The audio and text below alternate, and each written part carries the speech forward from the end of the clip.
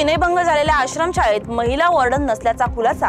हिंगोलीच्या भोजाजी नाईक प्राथमिक आश्रमशाळेत 6वी शिकत असलेल्या मुलीवर शिक्षकाने विनयभंग केल्याचा धक्कादायक प्रकार उघडकीस आला होता। या प्रकरणी आखाडा बाळापूर पोलीस ठाण्यात संबंधित शिक्षक आणि दुसऱ्या शिक्षकांविरुद्ध गुन्हा दाखल केला असून आरोपी शिक्षक फरार झालाय।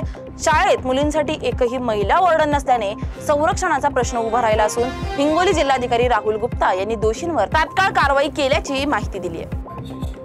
नाही, आम्ही काय करू आता, आम्हाला अशी माहिती मिळाली आहे की येडशी तांडा म्हणून एक आपला गावामध्ये आपली बहुजन समाज कल्याणची एक शाळा आहे। त्याच्यामध्ये आपला एक मुलींच्या विनयभंगाचा प्रकार समोर आलेला आहे। त्याच्यामध्ये आम्ही लगेच तातडीने आपली इन्स्पेक्शन म्हणजे इन्क्वायरी लावू आणि त्याच्यामध्ये कुठला जे दोषी कर्मचारी असेल त्यांच्यावरती पण आम्ही कारवाई करू आणि जे आपल्या जवळच्या पोलीस स्टेशन आहे त्यांच्यावरती पण आम्ही कोऑर्डिनेशन घेऊन ते काय म्हणजे मुलींच्या प्रकरणामध्ये काय कुठपर्यंत आपली प्रक्रिया आलेली आहे त्याच्यामध्ये पण आम्ही त्यांच्याबरोबर कोऑर्डिनेशन करू। तर एक निकष असणार नाही, आम्ही चौकशी करणारच आहे। त्याच्यामध्ये असेल आणि काय प्रमाणे त्यांनी रिक्वायरमेंट दिली असेल किंवा काय प्रमाणे त्यांनी आता भरण्याचे काय प्रयत्न केले होते किंवा कुठून भरता येत आहेत ते आम्ही पूर्ण चौकशी करून आपल्या सर्वांना कळवू।